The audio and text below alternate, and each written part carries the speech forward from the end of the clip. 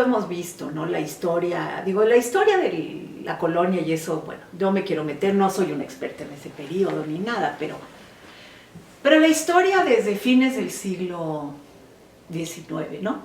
Tú sabes este librito que escribió Claudio Lovnitz. ¿No? Claudio Lovnitz escribió un librito muy pequeñito, que se llama, que publicó el Fondo de Cultura Económica, que se llama, curiosamente se llama El antisemitismo en la ideología de la Revolución Mexicana. Yo cuando lo leí me quedé pensando por qué lo llamó así, porque más bien creo que es como en la época de porfiriana, y sí, luego un poco en el periodo revolucionario. Pero una cosa fascinante que Claudio Lovnitz dice ahí, cuando el caso Dreyfus, en 1892, digamos, más o menos paralelo al caso Dreyfus, en México hubo elecciones políticas para la presidencia. Y estaban los porfiristas y otros partidos, uno de ellos muy poderoso, que eran como partidos católicos antiporfiristas. Los porfiristas tomaron partido por Dreyfus y Émile Zola, y etc. Y los católicos, los partidos católicos más conservadores, no necesariamente liberales, tomaron partido anti-Dreyfus. Y ellos llamaban a los porfiristas, sobre todo a la élite del poder porfirista, los llamaban los judíos de México.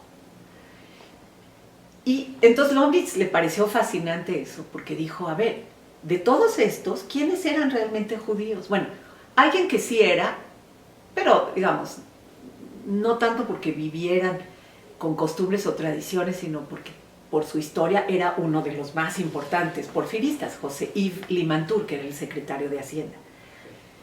Pero los demás no tenían nada que ver. ¿Y por qué los llamaban así?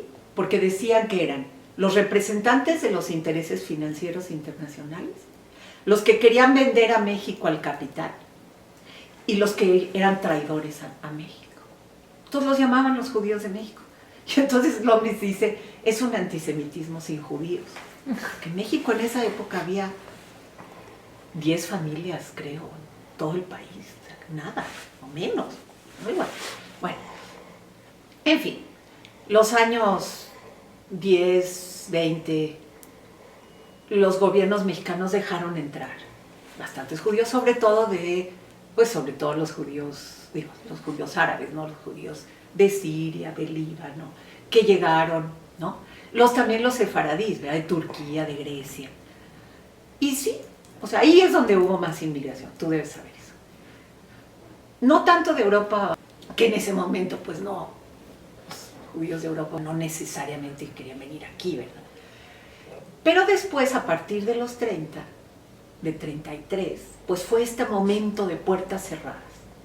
Y entonces, como Daniela Gleiser también lo dice en su libro, pues México, a pesar de su discurso cardenista, yo respeto mucho al presidente Cárdenas, pero a pesar de su discurso, pues los judíos no fueron recibidos. Durante todos los años del nazismo entraron solo 2.250 judíos europeos legalmente. Nada más 2.250. Y es muy interesante porque en muchos documentos oficiales no los llamaban los judíos que huyen de un régimen totalitario, sino los llamaban una emigración de Europa de tipo racial. Entonces, fíjate, o sea, ¿por qué a ellos no los consideran un pueblo que está huyendo de un régimen totalitario? Mientras que los españoles sí los consideran un pueblo que está huyendo, bueno, un grupo que está huyendo de un régimen totalitario. Solo que los españoles sí son asimilables a nuestro mestizaje, mientras que los judíos no. Entonces lo llaman estos son emigrantes raciales de Europa. Una cosa, bueno, y pues sí, muchos no les daban visas, no les daban salvoconductos, no les daban, no, a veces ni de turistas. Sí hubo barcos, Daniela Gleiser lo cuenta muy bien en su libro, ¿no? Sí hubo barcos, algún par, que llegaron a México de Alemania y los devolvían a Europa. Uh-huh. ¿No? Bueno, entonces, digamos, no sé, yo no sé si es, o sea, yo no sé si esto era contra los judíos en especial. Yo creo que era esta política de decir, hay muchos pueblos que nomás no van a entrar aquí, ¿no? Ahora, lo que pasa es que los judíos estaban en ese momento en una situación como la que los sirios tienen en este momento, el pueblo, ¿no? O sea, totalmente desprotegidos, o sea, con ninguna posibilidad, ¿a dónde iban a ir? Todos les cerraban las puertas. Entonces, ¿por qué México, que tenía ese discurso tan progresista, nunca, no reaccionó? No. ¿Y qué fue lo que cambió? No,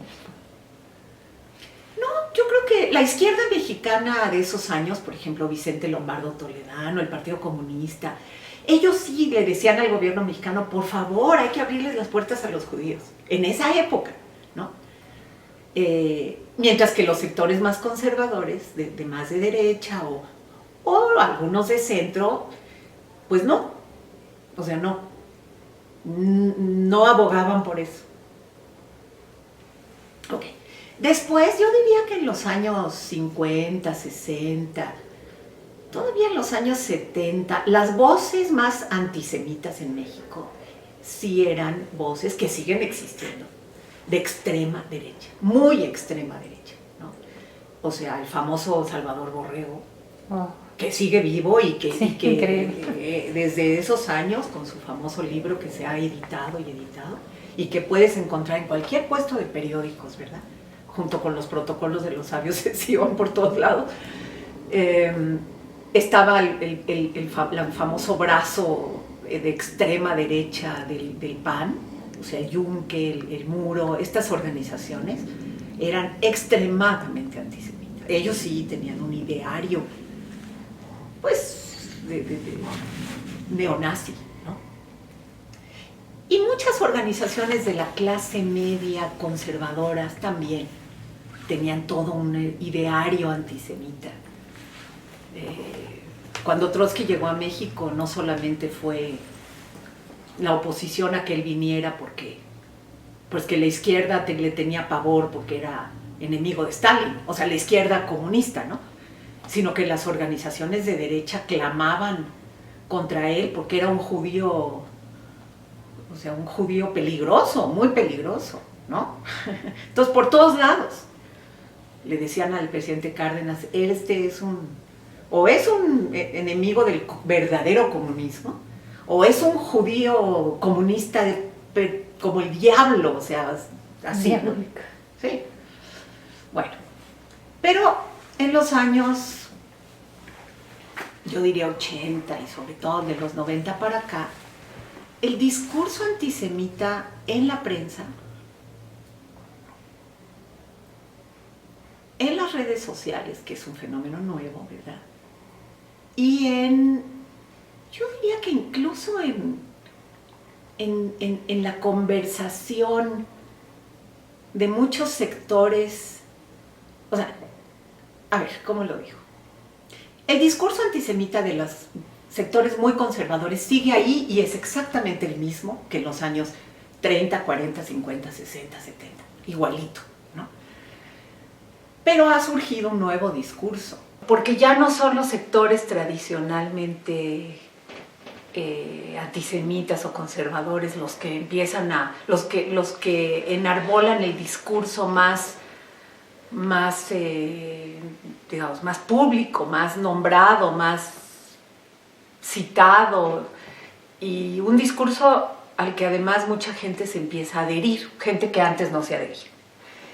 Y los que empiezan a enarbolar este discurso son en general integrantes de la izquierda.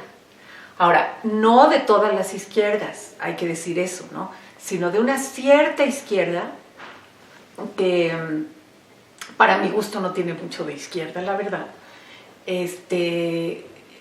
pero que se hace pasar por la campeona de una cierta postura en este sentido, y que además tiene muchísimos lectores, y sobre todo lectores jóvenes, que casi creen todo lo que se dice porque quienes empiezan a levantar este discurso, en general son algunos personajes, no solo en México, sino en otras partes, que tienen voz pública, que tienen público en la prensa, en las redes sociales.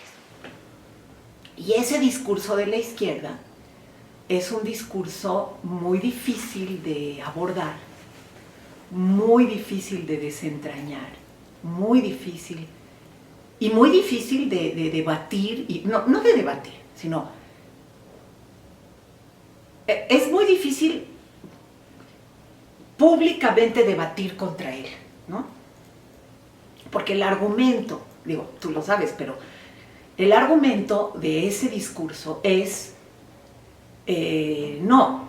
nosotros no somos antisemitas.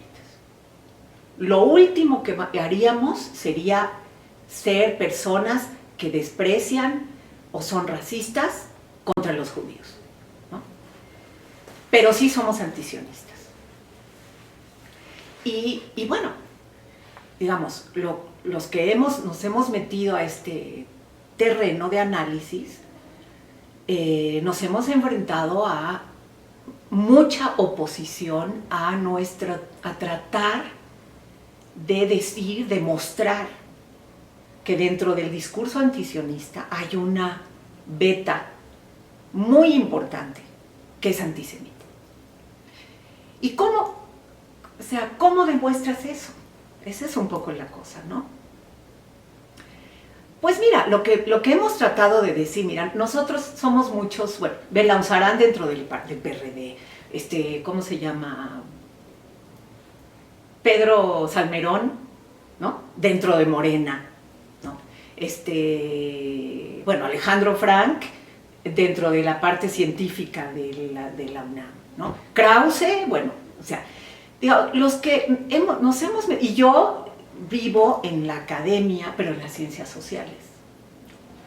Y entonces, los que hemos tratado de meternos en eso, lo que hemos tratado de decir es, miren, si ustedes tienen críticas contra el gobierno israelí, porque no están de acuerdo con X, Y, Z política del gobierno israelí, etcétera, ¿no? Perfecto, tienen derecho. Eso es una crítica política y todo el mundo tiene derecho a hacer crítica política. Esas críticas, pues, se hacen en todo el mundo. Hay unas que son muy irresponsables, otras que son más responsables, unas que están informadas, otras que no están informadas, pero bueno, eso es un fenómeno mundial y todos hacemos crítica política de una manera o de otra, y que eso en sí no es condenable.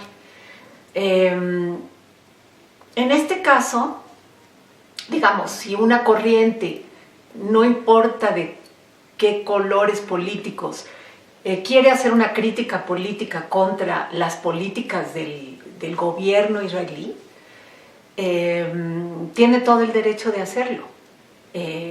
Así como hace crítica política con respecto a cualquier otro régimen en el mundo, ¿no? A Peña Nieto lo criticamos o lo critican unas personas por unas cosas, otras por otras.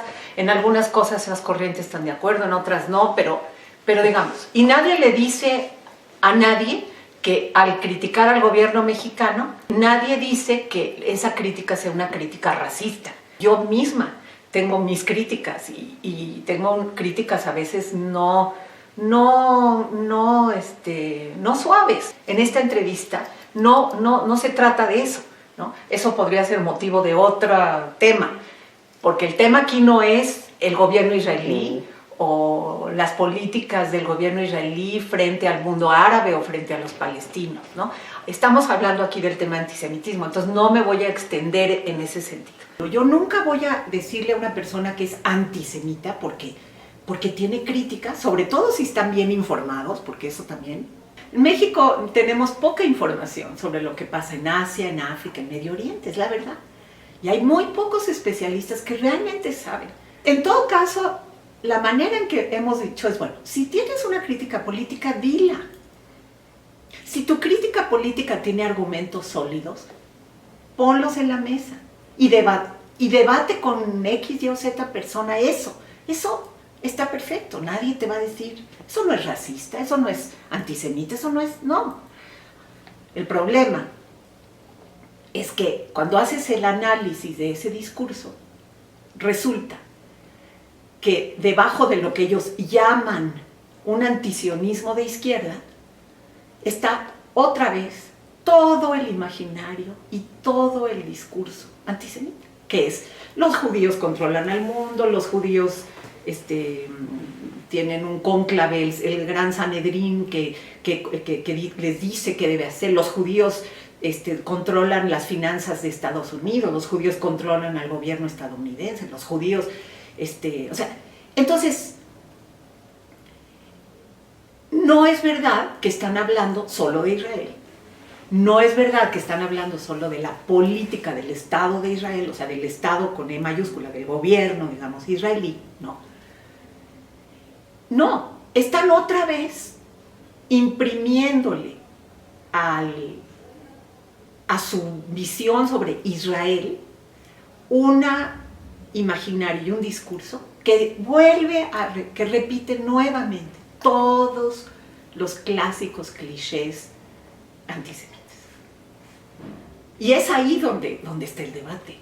Decir, no, eso sí no, porque eso es antisemitismo, eso no es antisionismo, ¿no? Y bueno, aparte, y ahí con eso me callo, pero además tienen una visión de qué es sionismo muy, muy, muy, muy limitada. No conoce, la mayoría de la gente que habla así, no conoce la historia del sionismo, o de los sionismos, de las diversas corrientes del sionismo, ¿no? No sabe ni siquiera muy bien qué es sionismo, en su origen, en su concepto original. Pero en ese discurso, el sionismo es sinónimo del mal absoluto. Cuando se piensa que el sionismo es el mal absoluto, cuando se dice sionismo es el equivalente de lo peor que existe hoy en día en nuestro mundo, ¿no? Es así como decir, no hay ningún gobierno ni ningún poder en el mundo que sea tan sinónimo del mal absoluto y que haga cosas tan terribles como el gobierno israelí hace con los palestinos, ¿no? Y cuando se dice eso, ¿no? Aunque parezca muy justificado, lo que yo siempre le pregunto a quienes manifiestan esta manera de mirar, ¿no?, del mal absoluto, es, bueno, a ver, yo no estoy de acuerdo con muchas de estas políticas, me he opuesto a varias de ellas, pero ¿saben ustedes qué pasa en otros países de Medio Oriente, por ejemplo? O sea, ¿saben ustedes si lo que pasa ahí es menos grave o más grave que en otros países de Medio Oriente? Porque me parece que hay que poner en balance esta idea del mal absoluto, ¿no? No porque una cosa grave que pasa en Medio Oriente justifique otra cosa grave que pasa en Medio Oriente, sino porque hay que ponerlo en perspectiva y en balance, ¿no? O sea, es como si la vieja, muy antigua judeofobia medieval, en la que los judíos eran el mal absoluto, eran hijos de Satanás, ¿no? Aquí o sea, no lo dicen así, pero la forma en la que la gente habla de sionismo, piensa en el sionismo, siente sobre todo, es como si otra vez se renovara, ¿verdad?, esta cosa de sionismo, sinónimo, mal absoluto. Y entonces ahí es donde está el problema, ¿no? Porque está bien, polemiza con el sionismo, perfecto, pero ¿sabes lo que es el sionismo? ¿Te has puesto a analizar, no? O no sabes, o nada más tienes una visión ideologizada, y como eso te hace pertenecer a un grupo donde te sientes muy seguro de tu opinión y la gente te dice muy bien, entonces no tratas de indagar más allá de qué es lo que de verdad pasa. Si te informaras, ¿cuál sería tu opinión, no? Y ese es lo que es muy complicado debatir y mostrar. Y quienes nos hemos atrevido a hacerlo, pues, pues a algunos les va muy mal, ¿verdad? O sea, los denostan en redes sociales, horrible, los llaman, bueno, ¿no? Digo, no, hasta donde yo sé,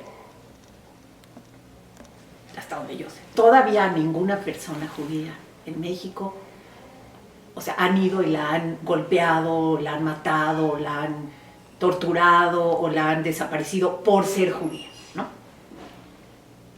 Entonces, sí me parece que sigue siendo algo más del discurso. Lo que pasa es que, pues es un discurso que, por ejemplo, en las redes sociales, en Twitter sobre todo, pues sí tiene varios miles de seguidores. Varios miles. Y ellos en algunos momentos por ahí se autonombran tuiteros libres sionistas de izquierda, antisionistas de izquierda, ¿no? Pero el discurso de ellos es tan antisemita que a veces es un discurso que se dice de izquierda, pero exalta a Hitler. ¿Y cómo es que hacen eso? Tú dices, ¿cómo hacen eso? ¿Por qué? Bueno, porque Pedro Salmerón lo ha analizado muy bien eso, muy bien. Porque lo que hacen es decir, a ver, los judíos son los máximos representantes de lo que ellos llaman el capitalismo financierista internacional que controla el mundo. Son peligrosísimos, dicen, ¿no? Y además son de extrema derecha y matan palestinos. O sea, es así como una manera muy burda, ¿no? Entonces, ¿quién es el único que realmente ha querido exterminarlos de la faz de la tierra? Hitler. Ah, perfecto, entonces yo extraño a Hitler. Es un procedimiento mental y emocional realmente muy, muy grave. No estoy diciendo que la mayoría de la gente en México no hace eso, pero los que se están expresando en redes sociales así, hay toda una beta de este discurso que es así. Entonces, resulta que son de izquierda, pero extrañan a Hitler. ¿Y por qué extrañan a Hitler? Porque Hitler se atrevió a tratar de acabar con lo que ellos consideran que es el mal absoluto. Pero hay otra cosa que también hacen, que es que también son negacionistas del Holocausto, ¿no? Las dos cosas. O sea, es muy curioso porque hacen este símil, ¿no? Como de si Hitler quería exterminar a los judíos, nosotros somos amigos de Hitler, ¿no? Y al mismo tiempo niegan que hubo holocausto, ¿no? Entonces, pues, ¿cómo se combinan esas dos cosas que en realidad, si uno lo piensa, son contradictorias? Pero su manera de negar el holocausto es una manera que parte en realidad del antisemitismo y que en realidad lo que hace es desinformar de una manera muy grave a muchos lectores y de la prensa, de las redes sociales, que como también tienen una parte de ellos, un imaginario antisemita, pues caen fácilmente como presa de estas opiniones, ¿no? Y empiezan a extender esta visión de que, ay, ¿cuál holocausto? No hubo holocausto, ¿no? Me parece que fue Enlace Judío el que fue a videograbar aquel evento en la Universidad Autónoma de la Ciudad de México hace unos años, cuando había un evento de solidaridad con Palestina, organizado en el marco del programa de posgrado en Derechos Humanos de la UACM, y que estaba organizado por una organización palestina llamada Palestina Ya, ¿no? Entonces, bueno, que se haga un evento de esa naturaleza en una universidad de izquierda me parece lógico, ¿no? No tiene nada de condenable. Que se defiendan los derechos humanos de los palestinos también me parece, o sea, hay que defender los derechos humanos de todo el mundo, independientemente de dónde viene, ¿no? Me parece lógico y no tiene nada de condenable. Pero una cosa que ocurrió ahí es que ustedes videograbaron, ¿verdad? Que una mujer se levantó, ¿verdad? Aunque no era ponente, pero se levantó y se echó un pequeño discurso y ella era de esa organización palestina ya, y se echó un pequeño discurso que lo que decía es que no existió el holocausto. Que no existió el holocausto, y bueno, eso se puede, el público lo puede ver en los archivos de ustedes, pero que no existió el holocausto, y no solo eso, ¿no? Sino que ya cada vez hay más libros que lo demuestran, según ella, con datos fehacientes, ¿no? Y también, después de eso dijo que hay que tener cuidado con los judíos en México porque son dueños de todo, de los parques, de los espacios verdes, etc. Bueno, entonces, eso es un ejemplo muy claro de este tipo de antisemitismo, ¿no? Porque digamos, ¿en qué sentido favorece a la causa de los palestinos el negar el holocausto? En absolutamente nada, al revés. La defensa de los derechos humanos de los judíos que murieron en el holocausto es tan importante como la defensa de los derechos humanos de cualquier pueblo que se encuentre en situaciones difíciles, ¿no? Bueno, entonces no le hace ningún favor a la causa de los palestinos negar el holocausto, pero estas corrientes lo hacen. En estos días, ayer, se empezó a tuitear y retuitear y retuitear y retuitear, justamente por estas redes de Twitter, de estos que se hacen llamar, ¿cómo se llama? Antisionistas libres de izquierda. Se está retuiteando una cuestión que es que en este momento ni siquiera me voy a acordar el nombre, que un judío escribió un libro en el que demuestra fehacientemente que no hubo holocausto, ¿no? Y entonces, bueno, citan este libro y explican por qué dijo eso, etcétera, etcétera, etcétera. Entonces, nuevamente, ahí van otra vez a la carga en las redes sociales, en Twitter, diciendo, miren, otra prueba más, escrita por un judío, que dice que no hubo holocausto. Bueno, cualquier historiador mínimamente serio, ¿no?, puede tomar las supuestas evidencias de ese libro y demostrar que son falsas. Cualquier historiador, no solo historiador, cualquier persona mínimamente sensata, ¿no? Pero ellos lo están retuiteando y otra vez crean estas olas de ya ven, como no es cierto y todo esto, ¿no? Bueno, porque según ellos, además, todos los judíos del mundo, no importa quién, son cómplices de las altas finanzas y del conflicto palestino-israelí, ¿no? Y entonces es complejo y no es fácil discutir sobre eso. Peor siendo judía, porque si te atreves a debatir, probablemente dicen, es porque eres judía.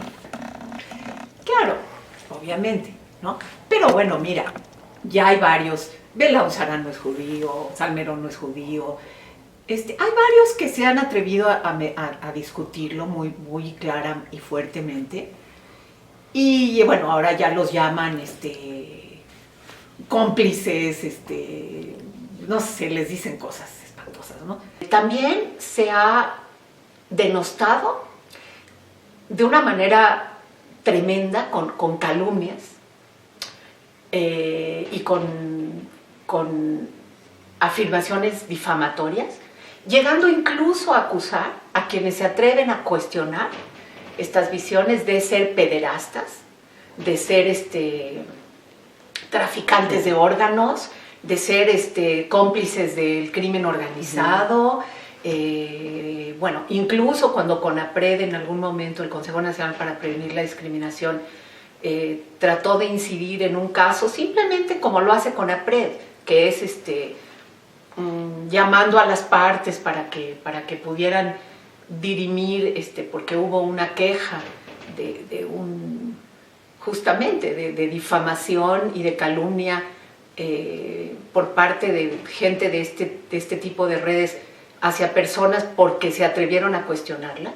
En el momento en que CONAPRED se metió en esto, pues inmediatamente la acusación fue, ahora no solamente que son los sionistas, financieristas, los que controlan la política mexicana, sino que incluso el Consejo Nacional para Prevenir la Discriminación ya está infiltrado por ello, ya lo compraron, ¿no? Y entonces mucha gente que pudiese también atreverse a hacer estas críticas, no lo hace porque sabe que la van a colocar en posiciones difíciles donde se les acusa de ese tipo de cosas que obviamente no son ciertas, pero que dependiendo quién las lea, pues los pone en una situación social complicada, ¿no? Porque en redes sociales, desgraciadamente, hay total libertad de expresión, cosa que creo que ya deberíamos de empezar a pensar qué vamos a hacer con eso, ¿no? Creo que no debe haber tanta. Y no porque esté uno de acuerdo con dictaduras que no permiten la libertad de expresión, sino porque en la vida real hay límites a la libertad de expresión. Tú no le puedes decir a cualquier persona en la calle las cosas tremendas que dicen en Twitter. No es cierto que en la realidad real de las relaciones sociales hay total y absoluta libertad de expresión. Pero en Twitter sí. Y la gente se da vuelo y puedes ver lo que las personas piensan, ¿no? Entonces, hay muchas personas, bueno, varias que no son judías, que se han metido y las acusan de ser sionistas, bueno. Y las personas que somos judíos, pues sí, es más difícil, claro, ¿no? Es más difícil porque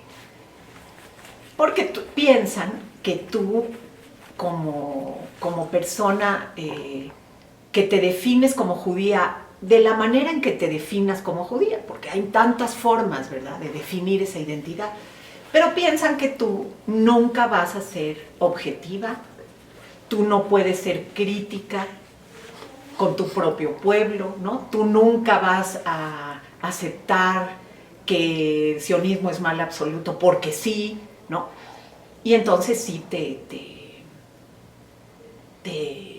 te cuestionan casi de entrada. Es como, yo diría, no sé, pero casi es como decir, automáticamente cualquier cosa que te vayas a decir, pues creo que la actitud básicamente, no de todos, no estoy diciendo, pero de estos sectores que se manifiestan en Twitter de esta forma y demás, pues es básicamente como tú estás descalificado para hablar. Porque tú no, pues sí, por todo esto, por cómo el prejuicio opera. Uh-huh.